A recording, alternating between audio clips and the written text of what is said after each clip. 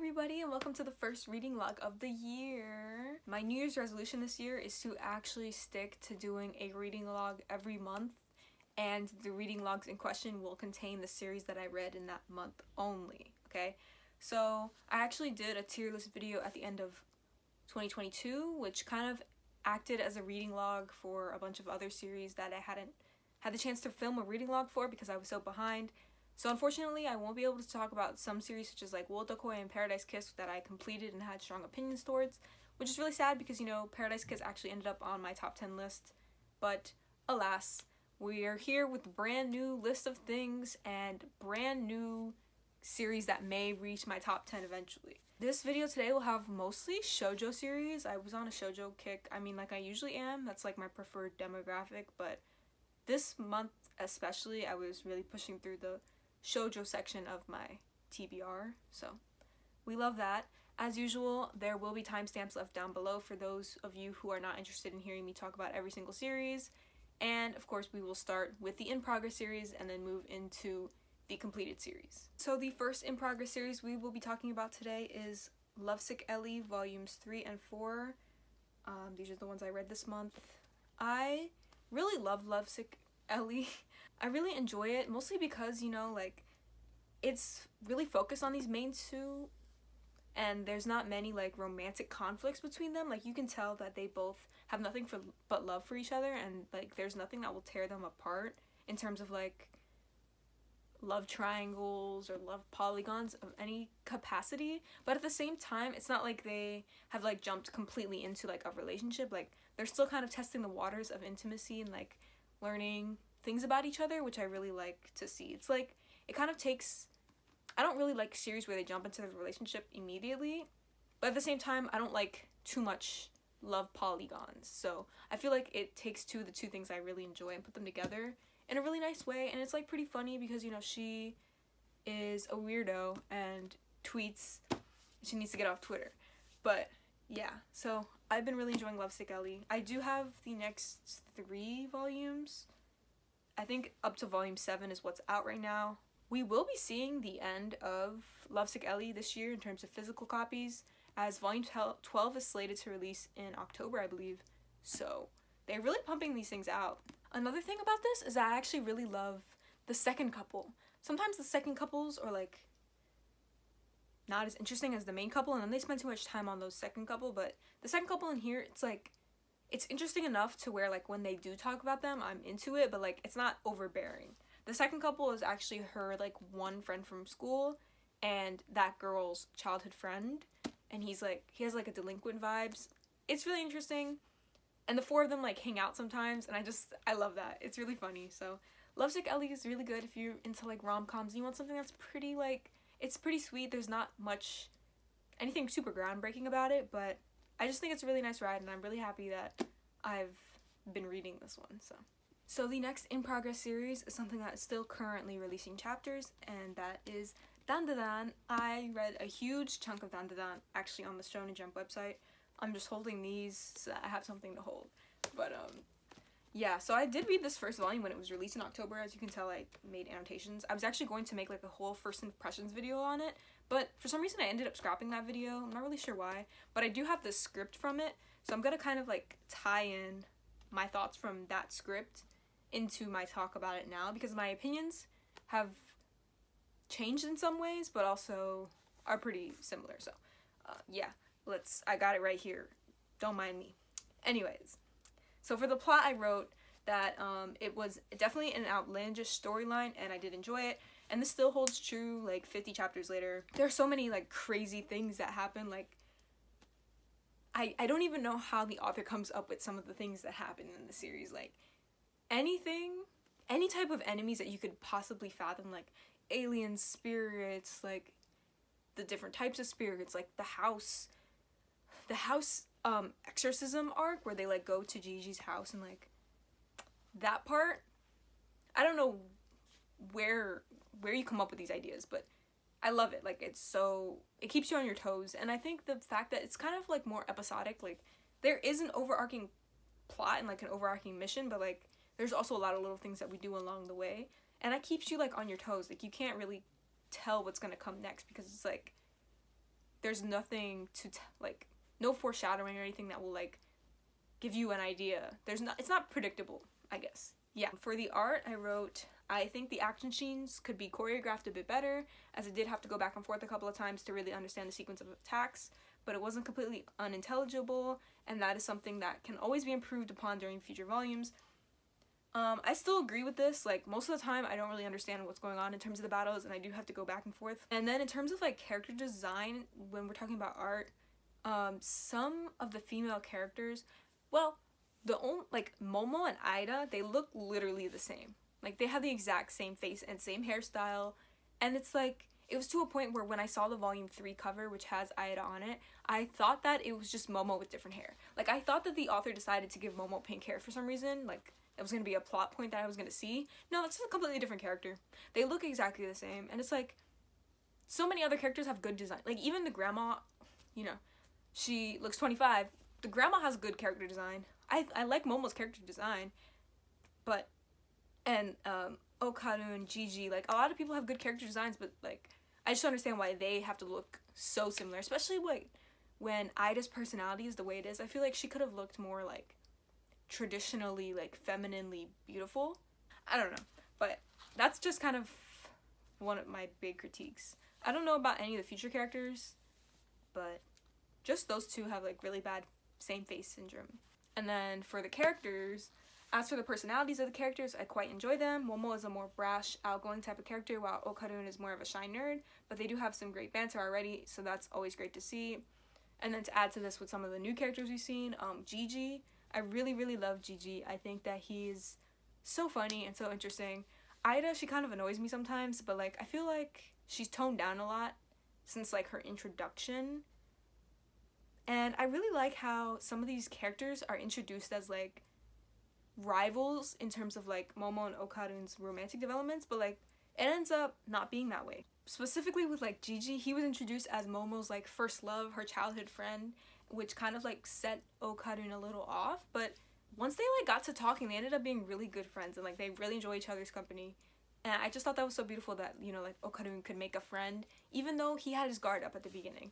That's just so beautiful to me. And then, like, you can tell that Ida and Momo don't even really hate each other for real. They just be bickering to bicker. Like, you can tell that they deeply care about each other and like, during battles and stuff, they definitely make sure that each other are good. So, I just love the dynamic of all the characters. Like, a found family is, like, one of my favorite tropes, and I feel like dandadan has a found family. Like, they all end up at Momo's house after. Like, they all were sleeping there for a while. Like, they just all hang out together, and they do their little antics together.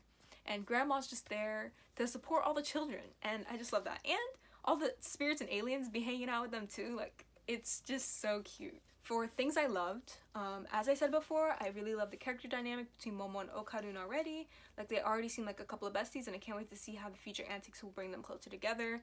I also like the slight depth they've already added to Momo and Okarun's character. As a character-driven reader, I like to develop connections with our characters before anything else, so that was nice to see. And yeah, this definitely holds true still. The characters themselves are very lovable. Like I said, I love a good family dynamic. I love a good found family. And that is exactly what dandadan's giving to me. And then for things I hated, this is, like, the biggest thing about it, I guess. So it says, my only gripe, which is quite a large one, is some of the sexual shots of Momo. It happened twice in this one volume, referring to the first volume. First during the abduction scene, which is the first chapter, which not only had the visual shots, but also the aliens who were about to R-word her. That was very intense in my opinion. I was gonna let it slide, but in the back of my mind, I was thinking, like, there's no way they start off the series with this, and it doesn't show up ever again. And it happened again in chapter 3, where they give us a very distinct panty shot of Momo while she's unconscious at that. I think this one rubbed me the wrong way because of just how non-consensual it felt. It really sucks because of everything else I said in praise of the series, but sometimes you can only look past so much for the sake of entertainment. So this was the biggest thing for me, which really put me off the series for a long time. Like, I did have the second volume pre-ordered because I did pre-order, like, the first 3 initially, and I was just gonna sell them, like, after I got them, because I was not interested in collecting it, and, like, really put me off. But I just ended up randomly reading it on the app while I was doing nothing. I had nothing better to do with my time, so I was just reading it. And I will say that those scenes, like, don't happen ever again. Like, I think the most sexual type of scene that you get is when the school floods and they strip down to their underwear in order to traverse the water. But that wasn't like that bad to me. That's like the most intense scene that you get. And I've read like 60 chapters, which is like a large portion of the series. So I feel like if you were off put by that, but not like completely, I would definitely continue. Like, you just don't read the first volume ever again. Like, the rest of it is pretty okay in that department. So my overall thoughts though, I really love dandadan. Like, I wasn't expecting to like it so much. I feel like the absurdism, like a lot of people compare dandadan to Chainsaw Man, and like I see it, the absurdism and like all the crazy things that happen are quite reminiscent of Chainsaw Man, but dandadan has such a lighter tone and like it's just so much more like friendly to read compared to Chainsaw Man, which is very heavy and like a lot of trauma gets unpacked in that series. I will probably take a break on reading it for now just because I don't want to catch up all the way to like the current releases. Also, I should probably catch up with the physical releases, but I think it's a very binge-worthy series as well.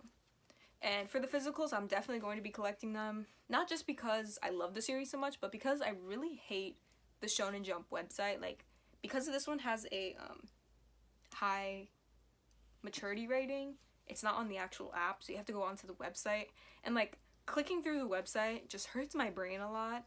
It's like very slow. Like, the app, it's just so peaceful to slide through, but on the website it's like it lags, and then like I click the wrong thing, I end up on a completely different website. I'm like, why? So for that reason, I'm definitely gonna be collecting it so that I can like go back to it and not have to deal with the website. Yeah, I've been really thinking about how I collect Shonen Jump series, and I'm gonna be unhauling a couple of them. A couple meaning one, but because the other ones I have are like top favorites, because I don't really read that many Shonen Jump series in the first place. But yeah, I think like the app is just so accessible that it's hard to justify paying for the physicals of things when you can literally pay $3 and have access to the app. And the app's just so smooth and easy to work with. That is my analysis of dandadan. One of my dandadan and Chainsaw Man and Spy Family, my top 3 shonen that are releasing right now on the app, on Shonen Jump.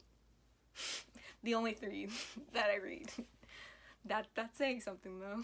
Alright, so now we're gonna get into the completed series. I believe there's 3 of them. No, I lied, there's 4 of them. So the first one we have here is QQ Sweeper.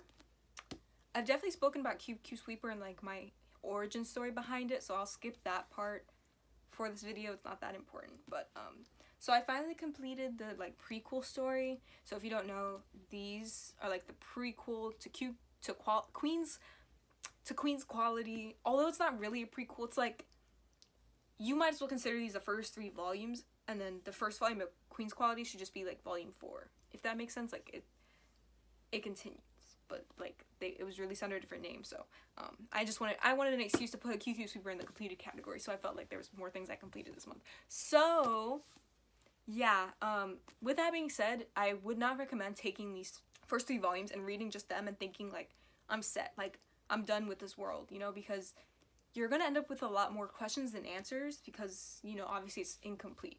Yeah, in this like discussion, I'm gonna be thinking of it as a prequel for that reason. Like, a lot of the questions that aren't answered, it's not fair for me to take points off just because the questions weren't answered, when, you know, there's a whole other series that I have to read still. So the plot is that we follow our main protagonist, Fumi the girl, yep, who ends up kind of like joining the Horikita family in their sweeping duty. So sweeping is essentially where you gain access to people's like inner thoughts and like in their psyche, and you clean them of their negative thoughts and negative emotions, because they kind of manifest in the form of like bugs and like dirt. Fumi's like kind of unnatural at this like phenomenon, and there's like a big revelation that happens at the end of volume 3 that will definitely carry us into Queen's Quality. So we'll see what she ends up, like what kind of player Fumi ends up being in the sweeping world. I really love this series, and I'm really excited to get into Queen's Quality. As I mentioned before, you know, I feel like QQ Sweeper really takes a lot of the things that made Dengeki Daisy, the previous work by this author, takes a lot of things from Dengeki Daisy and like improves on them in every way. Like, the art style obviously is vastly improved because, you know, it's been years and she's been working really hard at improving her art. Not to say that Dengeki Daisy had bad art, but you know, art can always be improved, and this is a great example of that. And like the romantic tension between Fumi and Kyutaro is so beautiful. I just love the like the tenderness of it. Like they're very sweet to each other, and I really enjoy that. I will say that there's a lot of like exposition about sweeping and not a lot of like doing the sweeping. So hopefully we see more of like the action sequences in the next volume, or I mean in Queen's Quality, but hopefully it won't have any issues with choreography, because that's the big thing with me in action series. Like I need to be able to understand the choreography of it. So I'll keep an eye out for that when I read Queen's Quality. Overall, like I'm very highly anticipating getting into Queen's Quality, hopefully. I do need to work through a little bit more of my TBR, because I don't have very many of the Queen's Quality volumes on me right now, but once I work through some of my other TBRs, I'm definitely going to get started on collecting Queen's Quality and reading it, because I really recommend, like, if you are an action or like fantasy fan and you want to maybe dabble into the shojo demographic, because a lot of people like push it off as with their certain like dispositions, and I think this would be good if you want, you know, the same like emotions and like excitement of a shoujo series but with a lot of action. Like this is a very good like introductory story to shoujo. The next completed series is a big one for me. It's actually Ouran High School Host Club. We have the box set sitting right here as decor to commemorate the honor of completed Ouran High School Host Club. Like many of my age and generally my demographic, Ouran High School Host Club is a comfort series for me. At least the anime, I've watched it 1,100,000,000 times.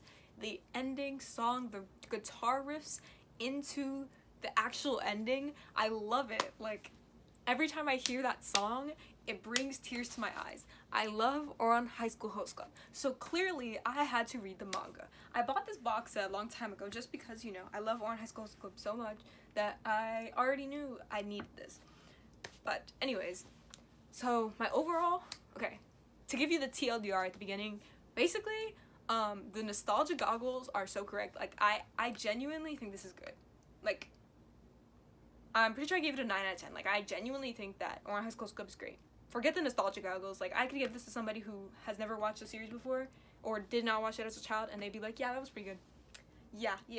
So for those of you who are not familiar with the plot of Ouran High School Host Club, basically we follow the students of this prestigious academy called Ouran Academy, and there's a host club where a bunch of boys, pretty boys, get together to appease women, and this one honor student, they actually got a scholarship to the school, ends up stumbling into this host club and accidentally breaks a vase in the club, so ends up owing the club a large sum of money, and in order to pay that money back, they become a host club member. Turns out that this androgynous character is actually a girl, so they pose as a boy in order to be a host. And that's the plot. And I love Haruhi. Haruhi is the girl in question. She is the best character I've ever seen in my life. She is just so relatable and likable to me, and you know, it is a reverse harem. You know, a lot of the boys in the club end up having a crush on her, but I don't have, my issue with harems comes from the fact that most harem character protagonists they're just not cool. So Haruhi, on the other hand, is actually cool and deserves the love from all the people in the club. And that's why I think that the reverse harem really works in this scenario, because I see why everyone has a crush on her. I will say that between the anime and manga, there are some details that I think makes the manga more strong in my opinion. Like, for example, I don't know if it's biased because I already knew what was going to happen when I went into the manga, but I do feel like they established Tamaki as like the main romantic interest very early on. A lot of the things he does, a lot of the antics that go on, like feel more intentional and like romantically driven than they did in the anime. And I think it's because the anime just generally has a more open-ended storyline, probably because the manga wasn't complete when they were releasing the anime, so like they weren't really sure what direction we were going for. On the other hand, well, this kind of applies to both series, and like probably the biggest like oopsie of the series is that like the timeline at the beginning is absolutely just all over the place because the author was kind of like trying to create scenarios that applied to the season in which the chapter is being released. So like we would go from summer to fall to summer to spring to fall to winter to summer to spring, like, and if you were to really sit there and track like as the seasons went, like they were in high school for at least 8 years. Like if you pay attention, like it's kind of crazy to think about. Even the author recognizes that like that was kind of a mess. Like sometimes they'll be like, oh, don't mind the fact that we're in spring again. Oh, don't mind the fact that it's summer again. It doesn't really bother me in terms of like my immersion into the series, because at the beginning it is just kind of like a gag series. It gets more serious towards the end, which again we will get talking about that specifically, because you know the ending, like the second half of the manga is like not adapted in the anime. I will start my discussion on the second half of the manga. For those people who have not read the second half of the manga, I implore you to go do that because it is actually really good. Like, I feel like people wouldn't expect it to be as good as it is. In my opinion, I thought it was really good. Yeah, all the characters are really fleshed out and get a lot of depth, especially in the second half. I will say the only character that doesn't get depth, in my opinion, is, like, Morty. Like, he just kind of is Honey's guardian, and that's kind of all his character is. Even Honey gets, like, developments, and I just wish that Morty got more than just, oh, like, I like Tamaki because he told Honey this thing. Instead of like, oh, I like Tamaki because he did a specific thing for me. Like, all the other characters in the host club are, like, indebted and, like, feel this compassion towards Tamaki because they were specifically given something from Tamaki. But Mori's just like, oh, like, Tamaki was nice to Honey, and I like Honey, so that means that I'm also indebted to Tamaki. I didn't really enjoy that. I thought, yeah, no, he could get his own developments, which it doesn't bother me that much because he's not like one of my personal favorite characters. My personal favorite characters are Haruhi and the twins. I really like the twins as well. And then there are a bunch of characters that are introduced that you don't get to see in the anime, such as Mori's little brother, and Haruhi has a Garu friend that actually like plays a pretty major role in the events that take place in the second half of the series. And, you know, it's really interesting to see Haruhi have a female friend. It gets really serious around the 10-11 volume mark. That's around the time where a lot of people start to recognize their feelings for Haruhi, and Haruhi recognizes her feelings as well. And from there on, people start to make moves based on their feelings and, like, talking to each other about their feelings and stuff. So I will say it has a more serious tone, and there's a lot of heartfelt moments between different club members, starting from chapters 10 and 11, volumes 10 and 11. And there's a lot of parts in the span between 10 and 15 that were, like, some of my favorite parts of the series. Like, for example, they had a Tamaki and Haruhi both had flu arcs. I love a good flu arc in a romance series. And the way that they gave them both of them an illness, and each time it was fresh, like, it did not feel like overdone, even though both of them got sick, you know what I mean? That part was good. The Paris trip arc was really good. I don't actually know the names of, I don't know if they're separate, like if the fandom has names for all the arcs in the Ouran High School Club, but the Paris trip arc, that one was good. The sports day, the field day arc, I liked that one. The one where they go on the well, how do you call it? Like a scavenger hunt / like curry cooking contest arc. That one was good. Just everything between volumes 10 and 15 were like so good. I wish that this was adapted in the anime. Like, I get why people want a season 2 of this thing now. And while I do find like Tamaki's biggest thing is that like his father obsession, like the family, the Ouran High School Host Club family thing, like I did find it weird, but at the same time, I feel like it did not drag on for too long. Like, it did not overstay its welcome. Like, once I started getting a little tired of it, he kind of realized, like, oh yeah, I see the issue. And then, the last 3-ish volumes of the series was kind of the climax concerning Tamaki's family, and, you know, the romance between him and Haruhi was, like, starting to take form for itself. And I will say, I felt like the romance aspect was kind of dragging along a little bit too much. I would have liked for them to have discovered their feelings earlier, but I think the family drama between Tamaki, or the family drama within Tamaki's family, kind of made it all worth it, because I love a good family drama, and I really liked seeing everything come full circle, and like, I thought the ending as well was very, very strong and very fitting. Like, if any other series were to have pulled what Ouran High School Club pulled in the ending, I would not have liked it as much, but because it's them and the club, like, it just makes so much sense for all of them to just jump ship and go to America. Like, it's just so funny to me. I love that. Of course, I cannot talk about Ouran without addressing some of the tropes and themes that did not age well in the series.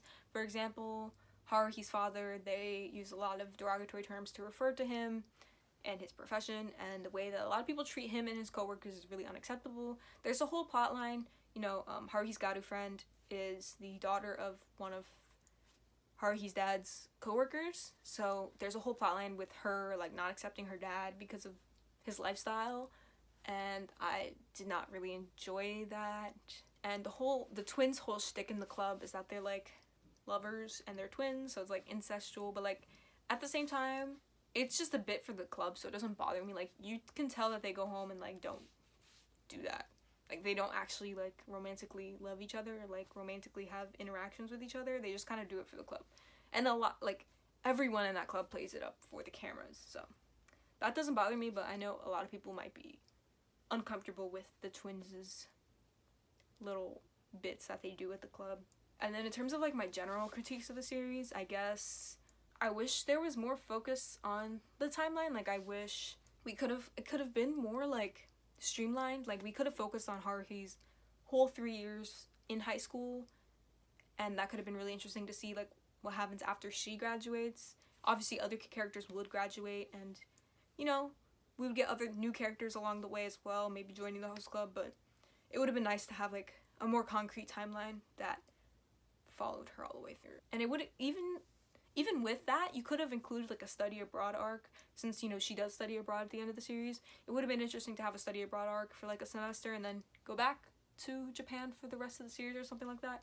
Would have been cool. But overall, like, I just love Ouran High School Club, and I cannot sit here any longer and pretend like I did not love it. And it's a classic. Truly a classic. I think it lives up to all the expectations I had of it. I'm just so glad that I still adore it just the same as I did all those years ago. And I'm glad that it stood the test of time in terms of a lot of different things. I really love Ouran High School Club. If you haven't checked it out, I would recommend the anime. I think the anime, they're different in some ways. You know, I think I do like the manga more, but I think the anime is still just as good as I remember it being.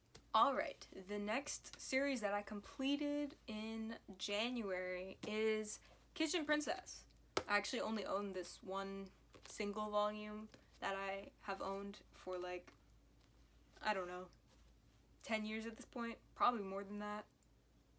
No, yeah, about 10 years probably. I'm not sure of how, like, iconic or, like, well known this one is, because I never see anyone on MangaTube talking about it, or even, like, on their shelves. I never see this one. I originally bought it 10 years ago because I thought the art was very pretty, and it still is. Like, I still think the art is absolutely gorgeous. Back then, I read it, and I didn't really enjoy it that much, and that's why I only have this one, but I randomly decided to read it because I have it, and then I was like, you know what, I kind of like this. So I read a good chunk of it at a manga convention, at an anime convention in the manga library, and then I had to sail the seas to finish it, but I thought it was a really fun, funky little series. Basically, the story follows this girl. Her name's Najika. She is an orphan after her parents died. That's what orphans are. And her parents were famous chefs, so, you know, she wants to follow in the footsteps of that, as well as the fact that a boy came to her orphanage and actually gave her flan as a, like, way to cheer her up because she was very depressed during this time. And the boy had a spoon from the school that she ends up attending. She goes to this prestigious academy that's for, like, talented people and stuff, and she hones her skills in cooking. And she meets two boys. One's Sora and one's Daichi. They have the very basic, you know, the basic triangle shojo thing where one of them is very refined and princely and nice to the protagonist, and the other one's, like, a little rough around the edges and kind of mean to her. You know the standard triangle, but I eat it up every time. So there's actually a lot of, like, deep and sad moments in the story, such as talks about grief. There's a little eating disorder arc, and of course there's family drama. Overall, I really did think this was a great series. There's not a lot about it that's like super unique as a like mildly seasoned shoujo reader. There's nothing in it that's super unique, but I still thought, you know, it had a lot of heart, and I really enjoyed it for that. About halfway through, a very tragic event occurs, and at first, like, it was very brash. Like, it's a step in a storyline that I would never expect, like, honestly, ever. It was a very bold step for somebody to take, but then, like, the series gets a little stale after that. Like, it just gets corny sometimes. Like, sometimes the stakes are so high, right? Like, they will threaten her existence, and in order to, like, settle the score, they have a cooking contest. And it's, like, it's just so jarring to me how, like, how high the stakes can be, and then they just go and bake cakes about it, like, and then everyone's like, oh my god, her cooking's so good, oh my god, and then she wins. And it gets a little stale. Like, this has happened, that, like, plot line happens a handful of times in the series, and, like, at the beginning, it was fine, like, okay, she's working for her, like, for the acceptance of her classmates, but then it's like, oh, now she's fighting for, like, humanity, and but she's baking a cake about it, like, okay. Overall, like, I really do enjoy a large portion of the series. Like, I'd say the beginning's strong, the middle's really good when that tragic event happens, and then a little bit after that's good, but then it falls, and then it picks back up for the ending. I thought the ending was really good, so mathematically, I enjoyed about 80% of the series, which is, like, that's an 8 out of 10. But somebody in the comments of this series said something along the lines of, like, you know, there's a lot of parts that are really corny, but at the end of the day, it has a lot of heart, and I fully agree with that. Like, there are some very corny parts, but overall, it had a lot of heart, and I really liked it. I would recommend it if you already like shoujo series. I think you will like this, but if you're not a shoujo reader, I don't think I recommend it, just because I don't think it's a good representation of the genre. I think there's nothing, like, super groundbreaking that you haven't seen in other shoujo series. It doesn't have cooking elements, but I think Fruits Basket has a lot of elements similar to this in terms of, like, darker subjects, the triangle of the princely guy and the brash guy and the girl who is an orphan and is trying her best, as an example. But in terms of, like, collecting it, so as you may know, they don't make singles anymore. They only release the omnibuses by Kodansha, but it doesn't seem like Kodansha has any plans of printing the last 2 omnibuses again. I think I'm good with just having, like, this one volume to signify that I enjoyed Kitchen Princess. And I think I'm gonna do more of that, like, just buying one volume of something that I really enjoy but don't want the whole thing of, or, like, if it's hard to collect the whole thing of, like Dengeki Daisy, for example. That is my overall thoughts on Kitchen Princess. It's pretty good. I think that's what my anime list says for 8. Like, very good. It's very good. Alright, so we have made it to the end of the first reading log of 2023. Please expect these monthly from here on out. On the final day of every month, there will be a manga reading log from yours truly. No matter how much or how little I read in a month, it will exist. Leave a like if you enjoyed, and leave a comment down below on what you've been reading recently, or if you have any opinions on the things that I talked about, and subscribe for more of me and more of my silly little hobbies. Yes. Bye bye.